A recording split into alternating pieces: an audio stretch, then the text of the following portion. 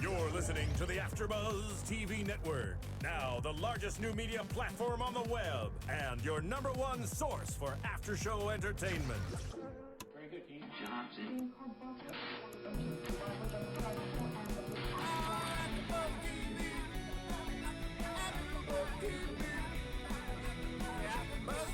The AFTERBUZZ Studios in Los Angeles, California, presented by Maria Menounos and Bing.com, and streaming live thanks to Akamai Technologies. This is AFTERBUZZ TV's Doctor Who After Show. We'll break down tonight's episode and get you all the latest news and gossip.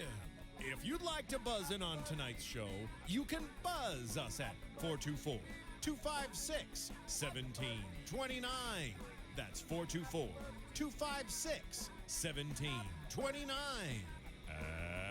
And now, another post-game wrap-up show for your favorite TV show. It's AFTERBUZZ TV's Doctor Who After Show. Hey everybody! Wait, no, I want to listen to you sing.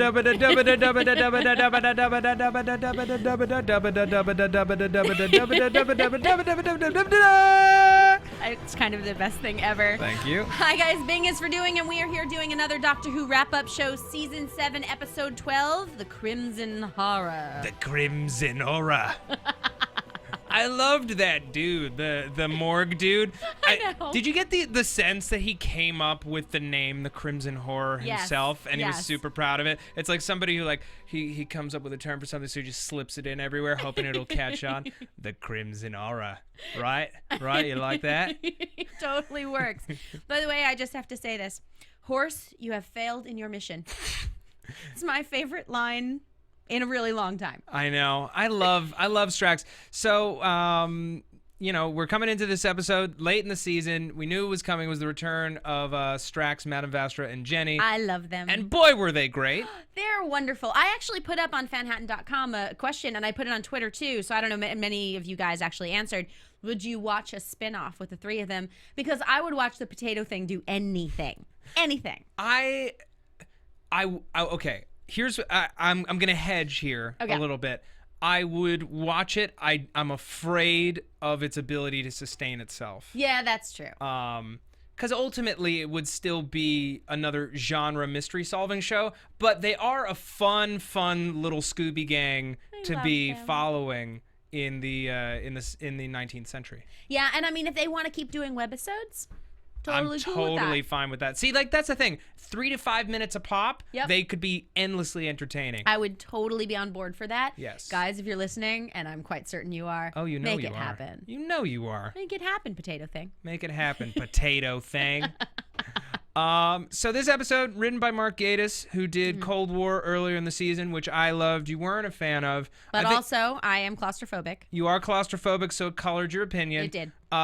This episode, very different kind of episode, very different energy, kind of a throwback to some of the Dr. Light episodes that we had in the Russell T Davies era. I liked it, and I have to be honest, and I know I've read other people mentioning this, but when the Doctor came in about, I guess it was like a 20 minutes in or something like that, I was sort of like, I could have gone on with that. I mean, I love him, don't get me wrong, but like I was really enjoying it. Yeah. So it wasn't, I'm not saying I had any problem with him being there. I'm just saying like I was enjoying it enough that I could have gone out. Yeah, on. it was a lot of fun, even without the Doctor present or being able to speak. I love, that's the thing. There was a great mystery set up at the top. Why is the Doctor the last image of this that this dead man saw? Yeah. Which is a great cracking mystery for these three to solve. I loved it. I also like the concept of that, the final image. Because the thing is, it's always sort of, it's been a thing in crime novels forever about what was the last thing this person saw, and just that it was actually there. Well, it was also in Wild Wild West, which is one of my favorite movies of all time. I've only seen part of it. Oh, Wild Wild West is a great, terrible movie. If you want to see a movie with like terrible story construction and just bad decisions on every level, but that was like made with a huge budget, that's the one to watch, because it's terrible and entertaining, and they write themselves into a corner every 30 pages, and then rather than solving it, they just fade to black, and they fade up Will Smith's on a horse. Oh God. Well, last night I watched a Kiss movie from 1978. So Okay. That may qualify as well. I'm down. Yes. But I mean, I really actually enjoyed this, and I know for those of you who watch frequently, that's new. Well, we've been down on this season a little bit, but I think this change in energy was just the kind of jolt that the show needed. Absolutely. And we got to see a bit more of how Madame Vastra and Jenny and Strax, how their dynamic works when the Doctor's not around. And Jenny got a lot to do this week. Yeah.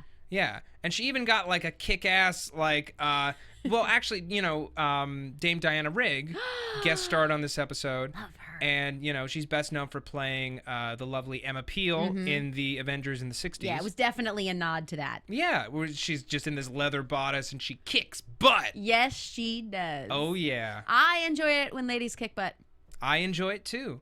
I also enjoy it when they're, you know, sneaking around subterfuge style, offering guineas to women with bad teeth to swoon and faint. That was really funny, actually. Yeah. I'll give you a guinea for it. Deal. Woo! Hey, I'd swoon and faint for a guinea. Yeah. I'd swoon and faint for a guinea pig. Oh, I would totally swoon and faint for a guinea pig. Also, strangely that you said that, because Diana Rigg, as you guys may know, plays Lady Olenna in Game of Thrones, and this week there was a whole discussion about what's swooning, what's fainting. Yeah, exactly. Oh, that is fun timing. See how I did that? Yeah. Very, very cool. Diana Rigg is in this episode, and her actual real-life daughter, Rachael Stirling, played her blind daughter in this episode. My poor monster. My monster. Where's my monster? Oh, I felt so bad for her. I know. But then why does she keep calling him monster after he's has a voice back and he's clearly not a monster? It's like a little insulting. It is. It's a little odd. I sort of felt like her character went a little bit off the rails at the end. Though it was really interesting to see because you really could see the mother-daughter dynamic. It's something that I've always noticed when you have real-life siblings or real-life parents and children in shows. There's just something that's just slightly more intense, and I think it's kind of cool. Yeah. So I did actually like watching that. It added a special something to their chemistry. It totally did. That was really, really palpable. You got it in that scene at the dinner table, where she was asking, you know, when will Mr. Sweet ever be joining us? Yeah. And you know, she's basically like, don't ask questions. I'm gonna slip salt. Was it salt or sugar? I think it was salt. I'm gonna feed my boob snake salt. Because it kind of is what it is. He was a boob snake. Well, he was a boob leech, but still. Which, like, also super neat, creepy creature design on that thing. Like, when he's crawling at the very end and he's leaving her, it looked like a practical effect, and I hope that it was. It looked like an old school kind of design. It totally did. You know what I mean? It totally did. And yet, you know, the thing about that was just a discussion I was having recently about, you know, that you can always tell practical versus CGI. And it really does make a difference. I was actually recently at a screening of Return of the Jedi where Mark Hamill said he was talking about how they're going to do a lot of practical for the new movie. Yeah. And got into a huge discussion about that, and Doctor Who came up. And it was one of the things where, like, when they go to CGI, it takes some of the charm away. Yeah. Because I think even though it's so good now, you just know. Well, exactly. Well, I mean, it goes back to that rubbery, stupid face in Cold War, where a practical face would have been so much better. Because you can see the physical mouth under the suit. And I'm not going to get into this again. Yeah. That stupid, rubbery, stupid face. But this episode, less stupid face. Less stupid face. Boob snake. Yes. Boob snake, practical boob snake. Yes, practical boob snake. That's going to be the hashtag for this episode. Yes. Hashtag practical, hashtag boob snake. There's something interesting about an episode where the Doctor isn't necessarily vital to the story. Yeah. And he doesn't really move it forward very much. Yeah. Other than to reclaim Clara, and, you know, he kind of moves into his swagger leader role. But this episode could have existed entirely without him. It absolutely could have. And as much as I love Matt Smith, that would have been okay. Yeah, I absolutely would have been all right with that. But I mean, Have you noticed there's a thing lately, and I guess this is sort of across the board with Doctor Who episodes, but just particularly this half of the season, we get story, and then link to the next thing. It's starting to feel like the Avengers after credits scene, or like it just Marvel after credit scenes in general. Like, here's your story, and then here's the thing that takes you to the next thing. Like there's one little thing. I mean, of course, it was a little more throughout the episode here because Jenny kept asking about Clara. Right. Where we didn't get the scene that I thought we were going to get, where one of them takes her aside and says, you've died before, or something like that. Yeah. Which I really would have appreciated, but I guess they're keeping their cards to the vest until the season finale. Yeah. Where likely we'll get some answers, and we'll talk a bit more of that later on in the show. Yeah. Or even in our next episode, because we're taping back to back tonight. Yeah.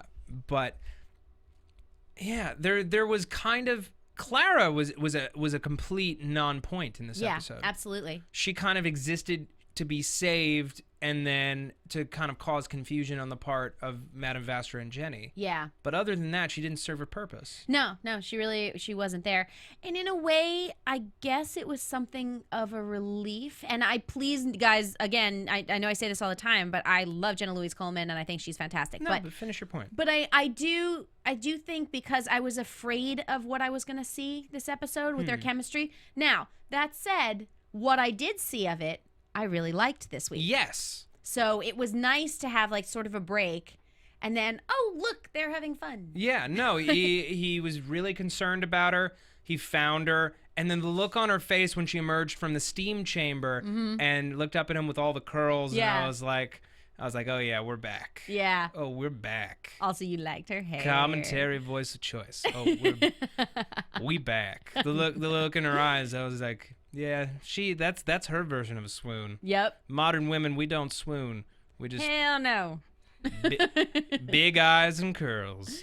Big eyes and curls. That's what this is today. This is all about the swooning. And when all else fails, boob snake. Boob snake.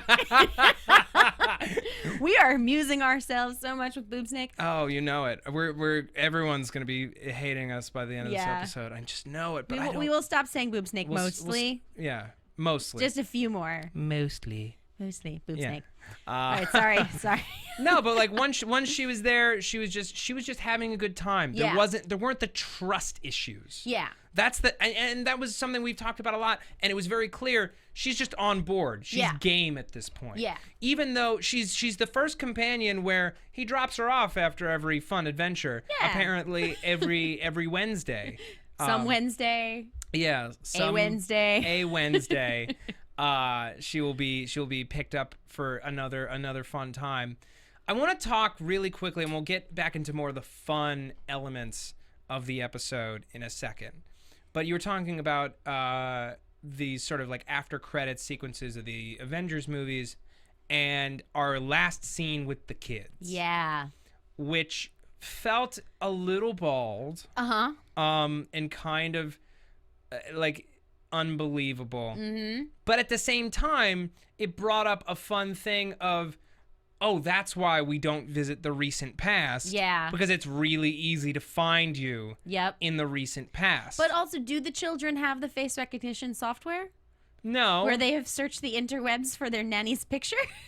Well, I mean, after she showed up like once or twice. Like after that. But I mean, it's sort of weird that they found it at all. But I think that was sort of it being... The Cold War photo was in the boys' history textbook. Yeah. Yeah. So that I believe, and I guess that would have started a search.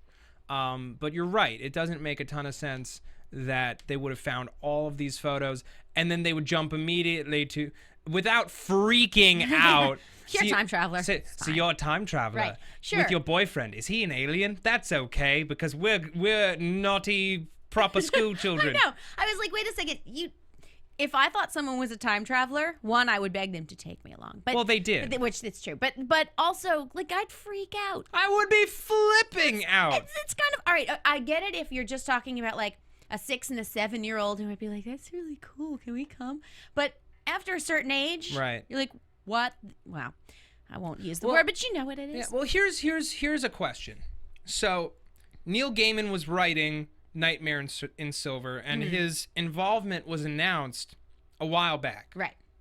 So my question is, did Neil Gaiman always intend to have the kids in that episode, and therefore Mark Gatiss had to write that in to make that work? Yeah. Or was that a decision made by Stephen Moffat saying, well, we want to have kids in there? I think it's the other way around. I think after the success of Astronaut's Wife, he was basically given free license to do whatever he wanted. Yeah. To the point that maybe these kids were his invention. Yeah. Well, he does use a lot of kids in his work. So I don't know. I mean, do you read a lot of his stuff? Not a ton. I've read, some of his comics work. Okay, well, because there's stuff like the Graveyard Book and things like that. The whole carnival theme is very big with him. The having children in it, tricks that are not real magic. Like, right. It's sort of interesting. Like American Gods that he wrote, which is, guys, if you haven't read American Gods, oh my God, so fantastic. But it is, the kid thing is sort of a big deal for him. Okay. So it makes sense that it would have been from him. So like I can forgive, if you've got 40 minutes or so of airtight script, and you don't have a ton of time to work these kids in. Yeah. You're going to do it as simply as possible. Yeah. And they did, and it's frankly forgivable. Yeah, I think. Yeah, that's, considering all the things that have bothered me in former episodes, I was like, oh, that's a little unbelievable, but it didn't, No, mostly I think because I like the kids. Yeah. Well, the other thing is, and I don't know, I just thought of this on the way over, but the whole thing with Clara and her, Run You Clever Boy and Remember. Clever Boy and Remember. And that was her internet password, that maybe something was sending them the pictures. I don't know. I mean, I'm reaching, but it was just something that's also entirely possible because we have some threads that have not been explained. Yeah. So, and this is just a thing from the next episode. It's really tiny, but there's a new cell phone that may end up being part of the, that electronics are a big, big part of this. So absolutely. Yeah. Yeah. I want to talk about my favorite sequence in this episode, which was Jenny asks the doctor what happened. Yeah. And you get this great old-timey film thing, which was just so cute. Mm-hmm. Like, that's I love that. The word I keep coming back to with Doctor Who is whimsy. Yeah. Where is the whimsy? This was a whimsical element where they're playing not only with time, but then with dialogue with the sound, canned sound. It was so neat and fun. Also, something interesting about this episode is it really did sort of give a look into cults. And that was sort of interesting because then that does lead us into Cybermen. Not that that's a cult, but it's this sort of like hive mind feeling. It's like, I want to belong to something. Or that you need to belong and you need to upgrade to remain a member. Yeah. Kind of a deal. Yeah, and that's just something I always find fascinating in any show, really. But I think because it's been explored with things like Daleks and with Cybermen, and that it is then explored in the next episode. Yeah. It is interesting because then you also have somebody like, the companions are generally fairly independent but want to belong to the Doctor in some way. Yeah. Whether it's a companion or something else. So it's just interesting seeing like an individual attracted to an individual versus individuals attracted to a group. Mm-hmm. I just went deep there. You did. See how deep I went there? You went so deep, you came out the other side and brought me back a boob snake. I did. Well, as a gift. I'm generous like that. As you do. As you do. As you do. When you go on fun trips, you bring back stuff. We never really got a sense of why Lady Gillyflower, Mrs. Gillyflower, why she felt that the Earth was awful and that it needed to be reborn. Yeah. But that time period was sort of notorious for that. Mm-hmm. It was abstinence, it was temperance, it was that whole scene in the church to me rang of the first scene in Boardwalk Empire. Yep. Yep, the temperance meeting. Yeah. Yeah, I mean, but that was the whole big thing. Like, all of a sudden, it was this is sort of interesting, but it was largely women who started these movements because they were dealing with abusive husbands, drunk husbands, being left with children and all of that. And all of a sudden, because they were getting close to, the rumblings were happening about votes for women and all that, they felt like they could speak out a little bit more. and people were starting to listen to them a little bit. And so, though I'm not a big fan of temperance, nor am I a fan of abstinence, I get where it came from. So, but it was very interesting that that's what it was. Yeah. I just want to take a quick second and give a shout out to Jordan Walrus, who was watching us from Wales. He stayed up super late to watch us, and we got started late tonight. And dude, you're an effing champion. Absolutely. Keep on keeping on. You rock. Also, I've been to Wales and I miss it so much. It's so beautiful. I want to go. It's so beautiful. I want to go so bad. You should go. We should totally go. Yeah. We'll totally take a trip. Oh my God. Wales trip. Oh my God, Wales trip. AFTERBUZZ field trip. Yeah. We'll come say hi, Jordan. We'll come stay with you. We'll come stay with you. Is that all right? Would that be weird at all? Easty 1974 writes, Matt Lieberman, I would swoon and faint for JLC, and you know you would too, LOL. It's true. I have seen him swoon. Guys, we gotta keep this on the DL, okay? This is the internet, all right? This is not a place for these kinds of totally true comments. Or is it the perfect place? No. It's a private matter. Nah.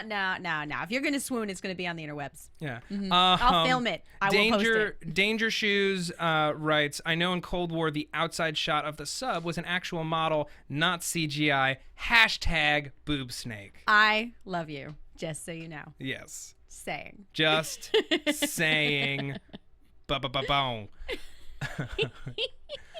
One thing that like stuck out to me that was just sort of like, okay, you know, was the guy he kept fainting over and over, and it I don't know why it wasn't funny to me. Yeah, it didn't really do it for me. But either. At the same time, how would you react? And why hasn't Madame Vastra and why haven't her and Strax been captured yet? I know. It doesn't make any sense. I know. Doctor Who whimsy. I get it. Sure. We talk about it all the time. But come on. I know. She's a lizard chick. She's a lizard lady. The police have seen her. Mm-hmm. She's not so useful in terms of solving crimes that they're going to not tell anyone. She's green. She's super green. And Strax is a potato thing. Yeah, and she's married to a lady, which is great, but at the time... Awesome, but unusual. Very unusual. Mm-hmm. They would burn people for that. Normal people. Yeah. Not even normal. Not even lizard people. Not even lizard people. Danger Shoes writes that he believes it was Moffat who put the kids in Nightmare in Silver, not Gaiman. You know, they weren't really needed. It was mostly the mental battle, which we're going to get into when we get into the next podcast, and I can't wait to talk about it. Oh, and Soren Chris didn't really like the timey-wimey of the photos. They just happen to surface as Clara leaves. It reminds him of how the telling of the story was changed at the end of Father's Day back in season 1. Nice. Yeah. Everybody's being so active tonight. I know. I'm so happy we have so many people watching live tonight. I'm sorry it's the night that we wound up being late. I know. Technical difficulties. Yeah. But no, we really do appreciate you guys. It matters that you tweet us. Yes. Also that you # boobsnake. Yeah, Jordan is saying he's more than happy to have us, and we'll go to Doctor Who studios together. I like this idea. I am completely on board. I love this idea. Oh my God! And Soren Chris wants to come too. Hey, it's Chloe has sent me a very fine list of references to prior Time Lords that have been in every episode this season so far. I know we had a reference to how the Doctor referred to Tegan, one of his former companions, when he called Clara Dearheart in this episode. Yep, and mentioned the Australia.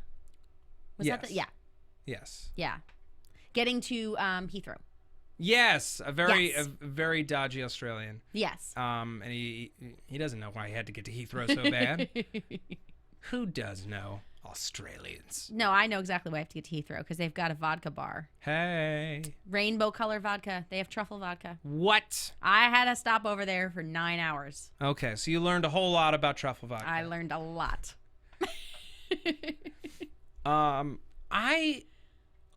I love when this show goes back to Victorian London, because it's one of those like very curious times for me where there's a lot of literature written about it, but it's such a fun playground to do sci-fi and fantasy work. Yeah. Well, there's tons of dark and smoky corners. Murder happens all the time.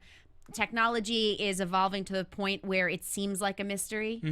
But it's so fascinating, and there are, you know, people who are really, really stuck in a different time and people who are really forward thinking. So that's a really nice clash.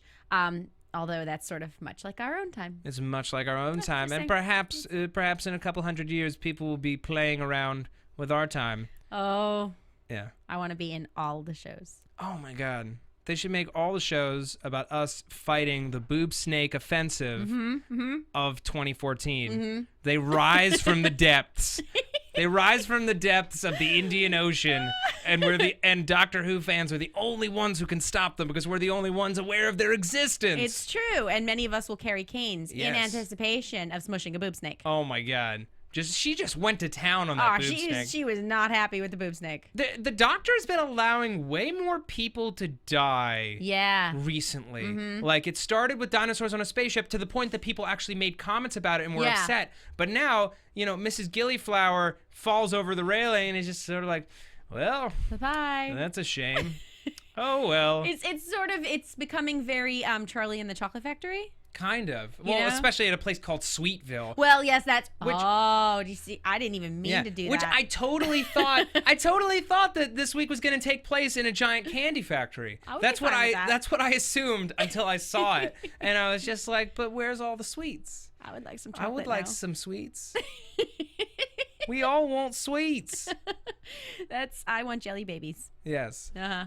Oh, I want jelly. I've never had a jelly baby. Really? I assume that there's something kind of like at Trader Joe's they have these things called gummy tummies. They're very, very much like the gummy tummies. Oh my God, gummy tummy! If you guys don't know, if you're not aware, they're these little penguins. They're these little penguins with jelly in the tummies. Yeah, they don't have the jelly babies. Do not have jelly in the tummies, but they should. They should.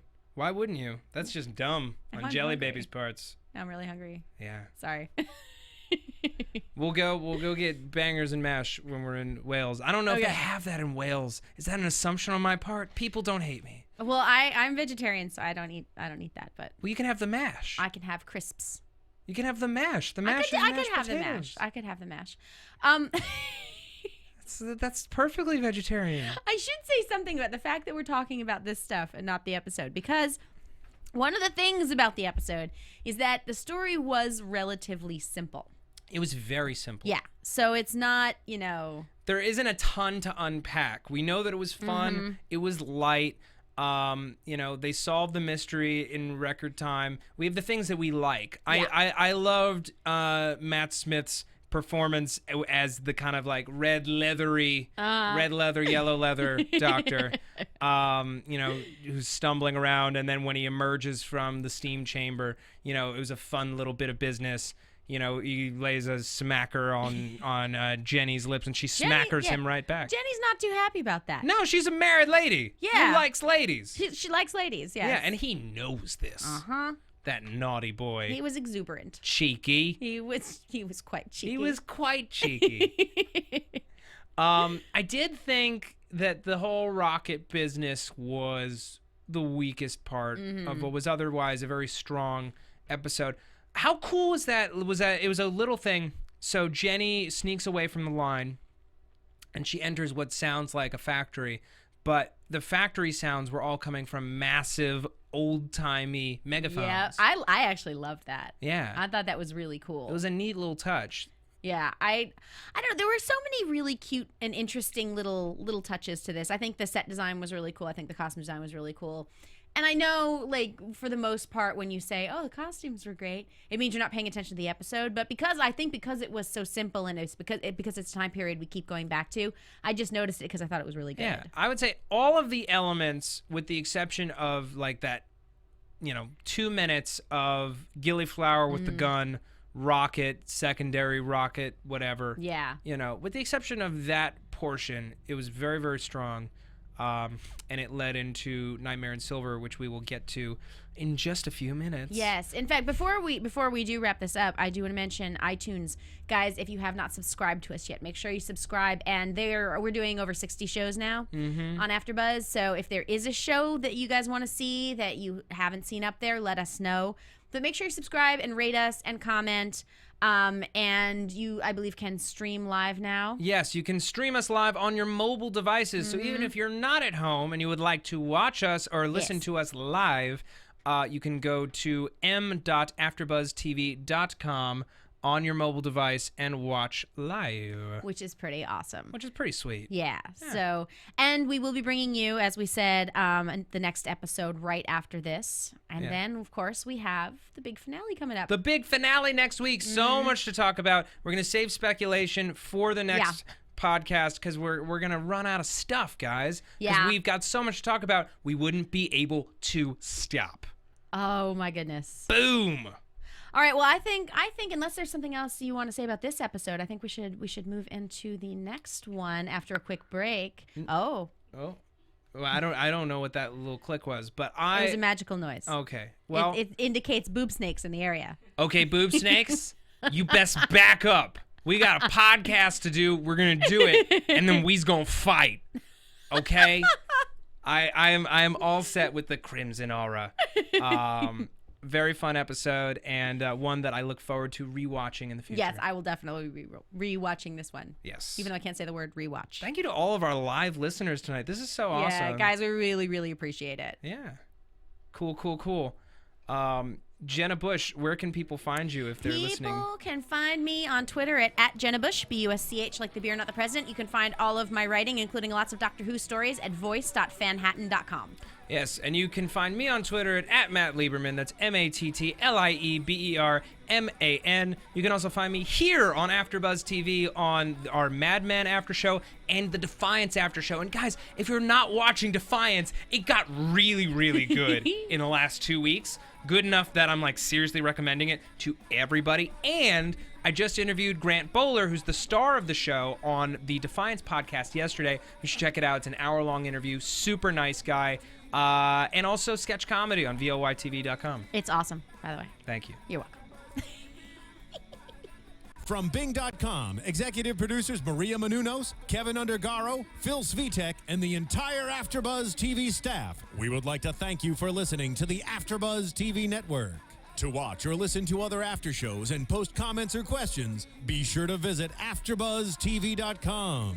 I'm Sir Richard Wentworth, and this has been a presentation of AfterBuzz TV. Buzz you later. The views expressed herein are those of the hosts only and do not necessarily reflect the views of AfterBuzz TV or its owners or principals.